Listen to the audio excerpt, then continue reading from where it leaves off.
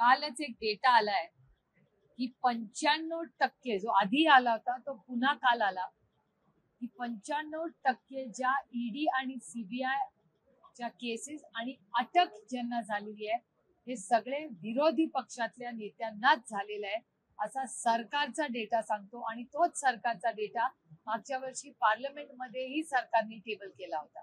त्याच्यामुळे काल अरविंद केजरीवालांची जी अटक झाली ही दुर्दैवी आहे. आणि लोकतंत्र आणि लोकशाही याचा मला विचाराल तर हा खून रोज या देशात होतोय. कारण स्वातंत्र्य हे राहिलंच नाही. आणि जी इमर्जन्सीचा विरोध भारतीय जनता पक्षाने केला ती इमर्जन्सी अनाउन्स्ड इमर्जन्सी होती.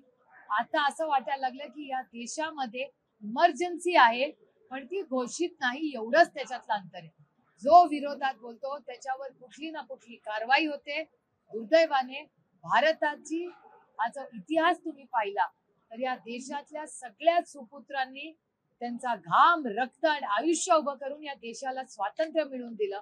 आणि आज या जगामधली सगळ्यात मोठी लोकशाही म्हणून भारताकडे जग आपल्याकडे बघतं. आणि त्या ठिकाणी अनेक मुख्यमंत्री आणि विपक्ष म्हणजे विरोधी पक्षातल्या नेत्यांना ज्या पद्धतीने ईडी आणि सीबीआयच्या केसेस होत आहेत आणि ज्यांच्यावर आरोप झालेत त्यांचा प्रवेश भारतीय जनता पक्ष घेतं आणि त्यांना क्लीन चिट देतं. असे काश्मीर टू कन्याकुमारी किती डेटा तुम्हाला दाखवतो. पण मला वाटत नाही हा योगायोग आहे. इलेक्टोरल बॉन्ड्स ज्याबद्दल इतकी बदनामी आणि भ्रष्टाचार उघडकीस होत होता म्हणूनच अरविंदजींना जी अटक झाली असं असावं अशी समाजामध्ये चर्चा दबदबत्या आवाजात होताना माझ्या कानावर रोज येते.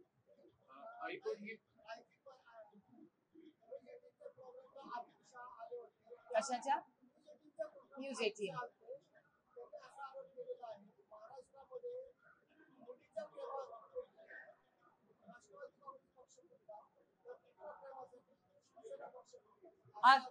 हा किती प्रेमाचा आरोप आहे बघा. आधी जेव्हा ते यायचे तेव्हा आम्हाला नॅचरली करप्ट पार्टी म्हणजे फक्त भ्रष्टाचाराबद्दल आमच्याबद्दल बोलते. आता आम्हाला भ्रष्टाचारामधून मुक्त केल्याबद्दल मी त्यांचे विनम्रपणे आभार मानते.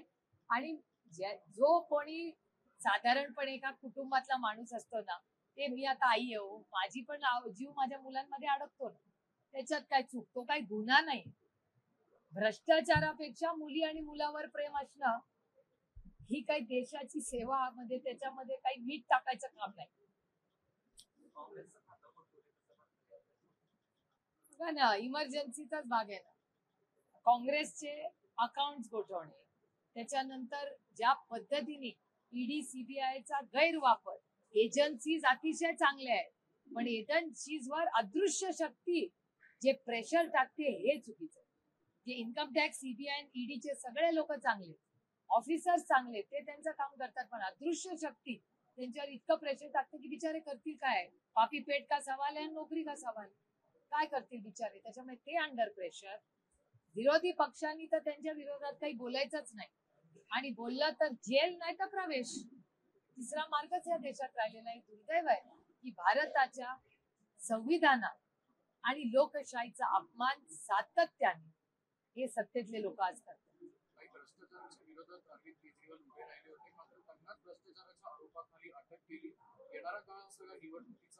निवडणुकीच्या पार्श्वभूमीवर अटक होणं मुद्दामून निवडणुकीच्या आधी केलेला हा सगळा डाव आहे असं वाटतं. अर्थातच इलेक्टोरल बॉन्ड्स हा सगळ्यात मोठा भ्रष्टाचार. आणि क्विट प्रो को हे माझे शब्द नाहीये, हे माननीय सुप्रीम कोर्टाचे शब्द आहेत, माझे नाही.